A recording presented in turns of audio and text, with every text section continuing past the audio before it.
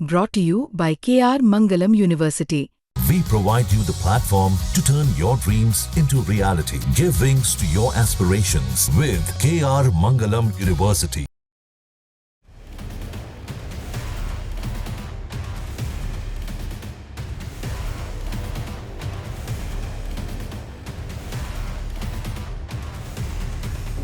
जंग इजरायल और ईरान के बीच में छिड़ी है। युद्ध रुकवाने के लिए कतर और ओमान बीच में आ रहे हैं। अमेरिका सीज फायर का आह्वान कर रहा है, लेकिन इन सब में पाकिस्तान का जिक्र भी आ रहा है। पाकिस्तान क्या करेगा, किस पक्ष से जाएगा, इस सवाल का जवाब अब खुद पाकिस्तान दे रहा है। पाकिस्तान लगातार खुलकर ईरान के पक्ष से इजरायल के खिलाफ बैटिंग कर रहा है, लेकिन ये उसे भारी पड़ने वाला है, क्योंकि इजरायल के पक्ष से खुले तौर पर सीना तान के खड़ा अमेरिका ईरान को लगातार धमकी दे रहा है, और इधर ईरान पाकिस्तान के बल पर दुनिया को आत्मविश्वास दिखा रहा है, इस उम्मीद के साथ कि भले ही इजरायल ने ईरान में परमाणु ताकतों को ध्वस्त कर दिया हो, लेकिन पाकिस्तान उसकी तरफ से जरूरत पड़ने पर इजरायल पर परमाणु हमला कर देगा। ईरान और इजरायल के बीच तनाव अब बढ़ रहा है। दोनों देश एक दूसरे पर मिसाइल दाग रहे हैं, और इसी बीच ईरान से आए एक बयान ने पूरी दुनिया में बेचैनी बढ़ा दी है।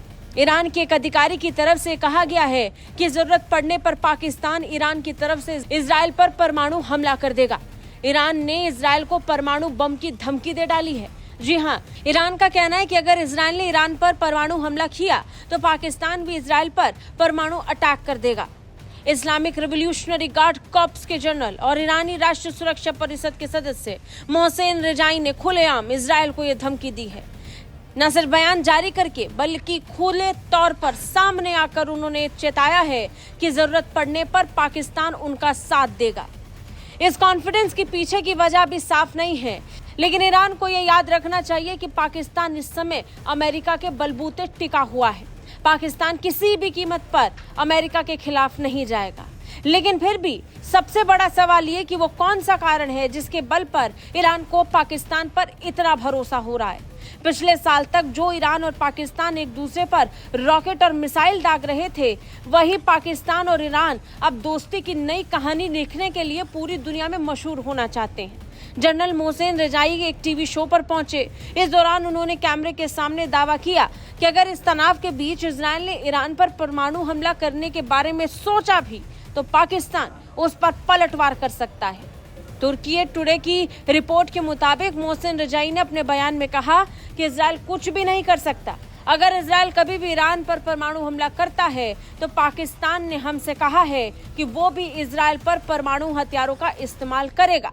ما همچنان پرهیز خواهیم کرد که واقعا به سراغ بمب اتم بریم. البته ما آینده نمیدونیم چه میشه، ولی ما همچنان فتوای مقام معظم رهبری رو حفظ میکنیم و جلو میریم. باید ببینیم حوادث در آینده چطور میشه، ولی فعلا ما بنایی بر رفتن به سوی بمب اتم نداریم. ما منتظر عکس العمل حامیان اسرائیل هستیم، میکشن کنار یا نمیکشن کنار. یعنی هر چه زودتر عقلای آمریکا و اروپا باید به سرعت دولت مردانشون رو از پشت سر اسرائیل بکشونن بیرون. اگر این کار اتفاق نیفته، ما نمیتونیم شاهد باشیم که آمریکا و کشورهای دیگری مهمات رسانی به اسرائیل میکنن. هواپیماهاشون میاد تو آسمان با موشک‌های ما برخورد میکنن. هواپیماهای انگلیسی، هواپیماهای فرانسوی، هواپیماهای آمریکایی.